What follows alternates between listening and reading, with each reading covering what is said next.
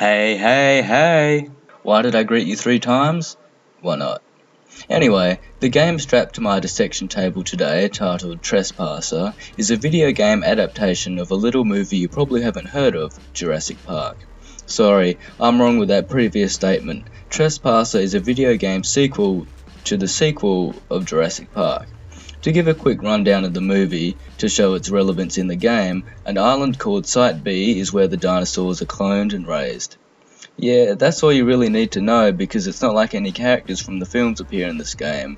The game set out to revolutionize PC gaming, being the first ever to include ragdoll physics. Additionally, this game was published by EA, with Trespasser being their last innovative game ever made. The game starts with Anne, the playable character, flying to the tropics for a holiday, and you learn this through a voicemail her friend had sent. You also learn that Anne hates to fly, and not even 10 seconds pass before this particular plane crashes. Look Anne, don't you know that every aircraft in video games are guaranteed to crash, and why not take a boat to your holiday locale if you hate flying that much? Unfortunately for Anne, the plane crashed near the most dangerous island around the area, Site B, and didn't crash near the party island. The plane crash seems to have affected Anne in some way, as John Hammond, the creator of Jurassic Park, will randomly start narrating while walking to the island, and infrequently, Anne will interact with his speeches as if she's really talking to him. The rest of the world changes, leaving a tiny, fragile pocket where ancient species survive. Yada yada yada. When you get home, you might want to get your mental state looked at after your velociraptor claw wounds get attended to. Talking about velociraptors, they're the enemy you encounter most in the game, right behind the biggest enemy, the controls. No, of course I joke, the biggest enemy found in this game is the T-Rex, but they are seen so infrequently it seems that they're paid just to keep up appearances. Trespasser aims to be as realistic as possible, and with this knowledge, it's easy to see how the flaws in this game occurred.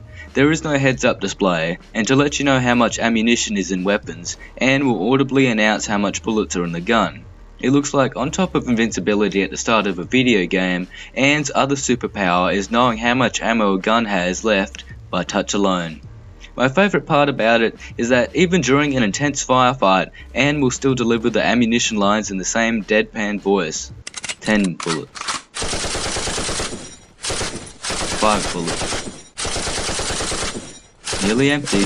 Your health is indicated by a heart tattoo on Anne's massive heart, and the more inked in this tattoo gets, the lower her health is. Considering the placement, and the fact that you need to stare at her chest to gain information on her health, it looks like game developers knew exactly what their audience wanted from games. No, not women showing as much skin as possible, a game with heart. Although the inclusion of a rapidly filling and disappearing heart tattoo undoes the realistic tone the rest of this game tries very hard to uphold. So, why not add a compass and a map tattoo on Anne's other breast that updates every time she moves, but I digress. Oh my god, I just realized something. If this game is correct, that means the more heavily tattooed someone is, the worse off they are health-wise. I might as well start making funeral arrangements for my friend who just got his sleeve tattooed a few days ago. The W key makes Anne run, while the S key makes her walk. Without reassigning any keys, to walk backwards you need to press the X key. I honestly didn't know that the W was the run key until I looked up the controls because of how slow it feels. Perhaps the weight of Anne's breasts slow her down to a snail's pace, and that's why she can't at least try to run a little faster when a velociraptor is right on her ass ready to bite it off. All of Anne's bones must have broken in the plane crash, because the arm used to pick up items and guns contorts at such unbelievable angles. This arm is single-handedly the reason this game is terrible in the controls aspect. Holding down the left mouse button extends the arm, and the right click will then pick up or grab items. Most of the times you need to crouch to pick up items from the ground, because Anne's freak of nature rubber arm just can't reach, although I have managed to outstretch her arm long enough to pick up something from the ground while standing. Without crosshairs stuck in the middle of the screen like most first-person games, to properly aim a gun, you'll need to rotate your arm to get the sights in the correct position. Fortunately, the guns will be pointing correctly when you first pick them up, but unfortunately every bump Anne receives will mean you need to realign the sights. To then shoot these weapons, the spacebar is used, and like most of the controls in this game, it's strange, but you'll get used to it. The tranquilizer guns have a strange effect of causing the dinosaurs to stop moving, having the dinosaurs still standing after the effects of a tranquilizer. All the developers needed to do was have the dinosaur do the death animation but include no blood, and there you have the tranq gun sorted. Unless of course the tranquilizer guns really shot rusty nails and the dinosaurs were going stiff due to tetanus, then I apologise to the game developers. Your one arm does not possess the ability to reload any weapons, meaning you'll fling guns away more than a monkey will fling shit at passers-by at a zoo.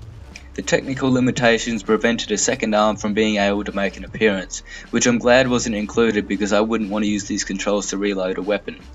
It would take less time for me to write a book on how psychologically damaging this game was to play than it would be for me to reload a clip into a gun, and has a surprisingly weak grip for someone that primarily uses one arm.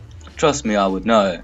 The slightest bump to a wall causes the current item to fly from Anne's hand as if this inanimate object relishes its freedom from her sweaty hand. Nearly all melee weapons are worthless as the developers set the mass of these objects to 0 due to players being able to damage themselves with a misplaced swing of the weapon. Considering how easily weapons are dropped and that Anne can't muster up the strength to properly use a blunt weapon, it seems that Anne may be a pacifist.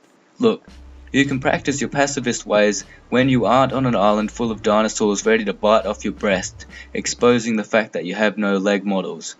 Occasionally, I'll get stuck while walking, which doesn't make any sense, because, as I said before, you have no leg models to even get stuck in the floor. So what?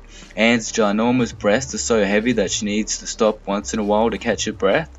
The enemy AI is very inconsistent, as in some instances, I'm able to walk past velociraptors looking straight at me with no trouble.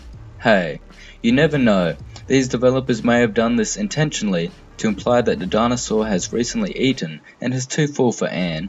Trespasser isn't all shooting dinosaurs, as puzzles take up some of the gameplay. Puzzle is used very lightly here because stacking crates and getting the same coloured keycard to the same coloured key reader doesn't exactly make you rack your brains. I think the puzzle here is trying to figure out how to use these controls to do those actions. The worst part in the game for me was trying to punch in key codes to unlock doors. In these aggravating sections, Anne extends her finger for you to press each individual number. The problem is that holding the left mouse button extends the finger, but it also enters the number. There'd be times where I'd enter multiple numbers I didn't want entered just because I was holding the left mouse button. Also annoying is that if you leave the perimeter of the keycode buttons, your pointed finger will drop and you'll need to raise it again, but doing so can lead to multiple buttons being pressed as Anne drags her finger up to where you had clicked. The island was meant to have been abandoned a few years ago, but I'd have an easier time believing that dinosaurs built the buildings found on the island. Most man-made areas are run down and rusting, so unless the people were living in terrible conditions before abandoning the island, I doubt that sort of degradation would happen in that short of time. Well, maybe it is possible after seeing how fast my mental health degraded after playing these games for my videos. The game ends with Anne leaving on a helicopter, and back at her apartment is her friend on the answering machine. Her friend's only purpose in this game was to let us know that Anne was afraid of flying and was going on holiday. Considering how much backstory is just dumped onto players by Anne speaking out aloud and from John Hammond's memoirs, this information could have just as easily been told to us by characters that serve a function in the game. You know, Trespasser really is based on Jurassic Park. And no, I don't mean the movies, I mean the park itself. Similarly to the Jurassic Park, Trespasser had grand ambitions, but in the end turned out to be a disastrous failure. While I have been extremely harsh on the controls for Anne and the dinosaurs she needs to face, the game does have its positives. The music featured makes the long tracks between locales very atmospheric, and the voiceovers by John Hammond are very interesting to listen to, as it details the backstory and descent of the island. Even on the combat side of things, if the game works, it can lead to some edge-of-the-seat moments where you run out of bullets for one gun and you scramble over to another on the ground to blast a raptor right in the face. In the end, these positives don't outweigh the negatives, but they do mean that Trespasser does fare a little bit better on the ranking system because of them. If, however, the game was all puzzle solving and boring shootouts with no exploration elements, I'd say this would be a worse game contender with how poor these controls are. This is the most competently put together game so far. Too bad some of the tools putting together the game were broken beyond repair. Here is the list of games ranked so far, updated to include Trespasser of course. If you hadn't realised, the game with 1 beside it indicates that it is the worst game, and the increasing numbers denote the ranks of the games. See you next time. It might be a while however, dinosaurs aren't easily cloned you see.